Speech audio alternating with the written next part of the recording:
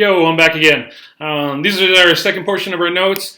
I cut off the notes section a little bit earlier last time because I forgot that I have actually 15 minutes instead of 10, but here we go. Okay, so a quick review over last time.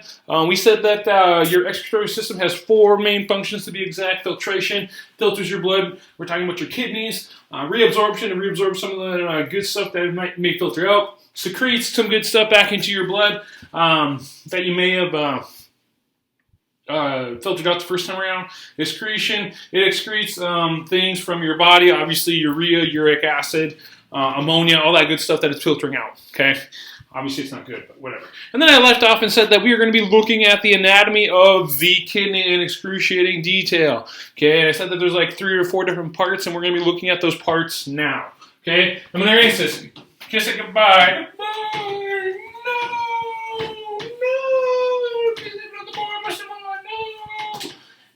Okay. Anyways, so the parts that we're going to be looking at are, for the kidney, is the first one we're going to talk about is the cortex. Now, this is kind of a weird word because I'm sure some of you may have heard it in relation to the brain. Because your kidney has a cortex, quote unquote. Okay, it is the outer protective portion of the kidney. Now, right now, I will show you pictures of all this stuff. You know what? I'll do it right now. Okay. So your cortex, see if you can locate it here on my picture. Well, maybe I should do that right now. Your cortex. Sorry, this isn't the most ideal way to do things. Okay, your cortex. You see, it's right. No, wrong way, finger. Right here. It's this portion right here. It's kind of on the outside layer of the kidney. As you can see, it kind of wraps around, all the way around the kidney. It's just a protective layer. Oh, God. It's just a protective layer for your kidney, okay? But that is the cortex, okay? And I'm going to be bringing that picture back up, so if you got tired of looking at it, tough. Okay? The next one we're going to be talking about is the medulla.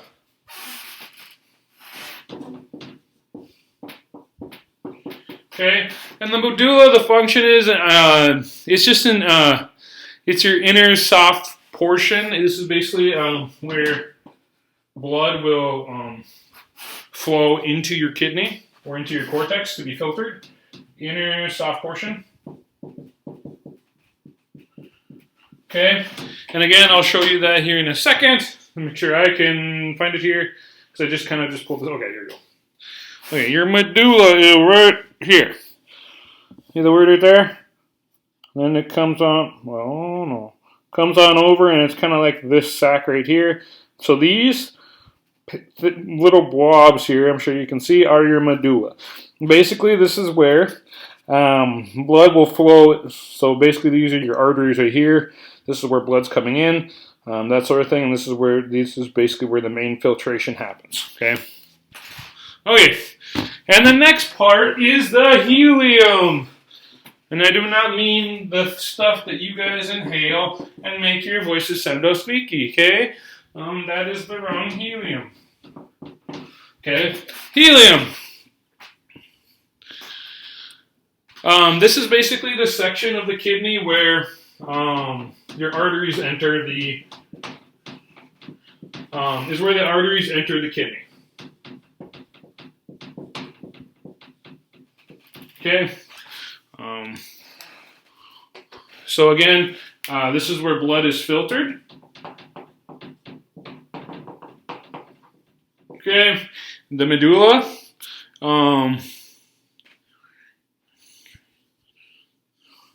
This is where filtered waste is carried away. And your helium, this is where obviously blood enters kidneys. Okay, and I'll show you the helium right now. So your helium, again, this is your arteries right here. This entire portion right here basically is your helium because this is where the arteries are entering your kidney. So basically it's that concave part right here that gives it kind of that bean look. That is your helium, okay? So that is basically the anatomy of our kidney. Let's go over it again. Your cortex, the outer protective portion of the kidney. This is the part where your blood is filtered to filter out all that uric acid, urea, ammonia, all that terrible stuff. Okay, and then medulla is the inner softer portion. This is basically where that stuff that gets filtered out goes into, and then it goes out to your ureter, down to your bladder, and out of the body. Okay, and then your helium is just where the blood or the arteries enter your kidney so that blood can flow into these sort of things. Okay? All right, let's keep going, shall we?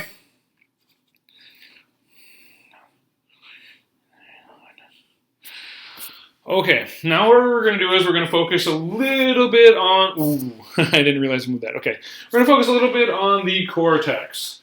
The cortex, kiddos, is made up of another thingy that I need to find for you. Give me a sec.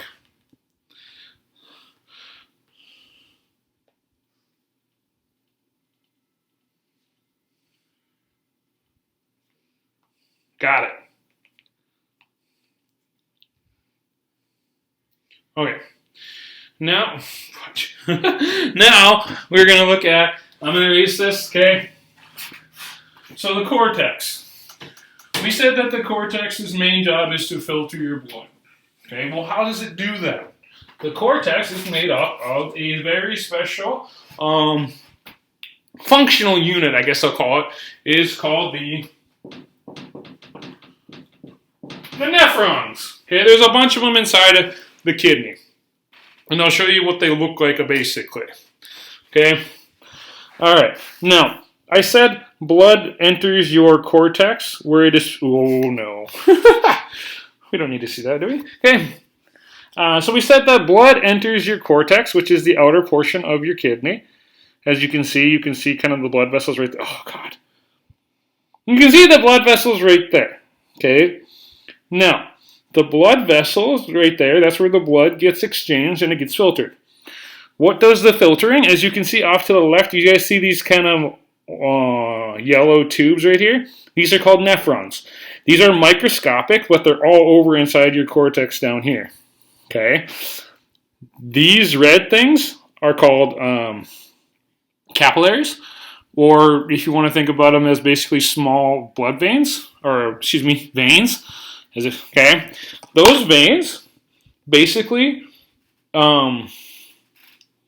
transport the blood into your nephrons or those yellow tubes right there. The yellow tube is where it actually, this is where the action of filtering happens. Okay? So nephrons, this is the functional unit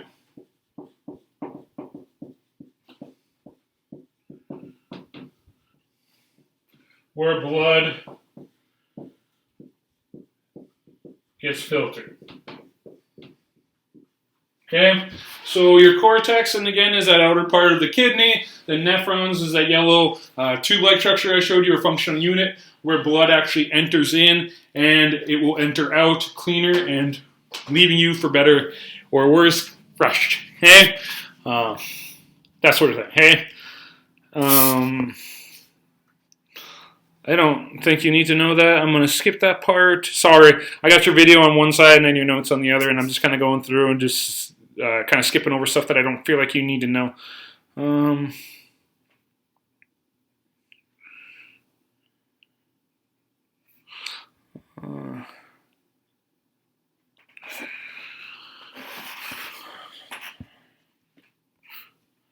Okay. Okay, so then once blood is filtered here, it enters back into the bloodstream, all nice and clean, and then it enters the, what did I say, the medulla? The medulla, and then through your ureters back down to your bladder, where it sits and waits for you to, well, release it through the body, okay? Let's talk about your ureters. a little bit. Okay, we're just about done here because I'm running out of time again. So you got your 2 kidneys here, right either side of your body, and then you have your tubes that flow out.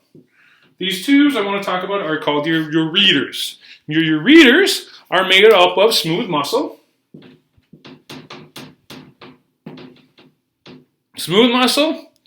fibrous tissue, and mucus layer. Okay, this is important because if there wasn't a muscle, or if they weren't lined with a muscle, they wouldn't be able to move or push fluid down into your bladder down here. Okay, and I realize you can't see that. Okay, but again, how does fluid get from here to here? It's the same thing back in your digestive system.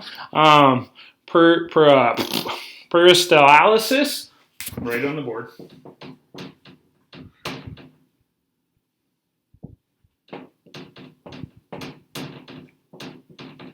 Peristalsis, if you guys recall from the digestive system, it's that wave-like motion that your esophagus does to get food down into your stomach. Okay, it's this contraction of your muscles and your ureters that pumps fluid down into your bladder. Okay, but that's how it moves down into there. Okay, so basically your bladder is a hollow muscular organ that stores urine. Okay,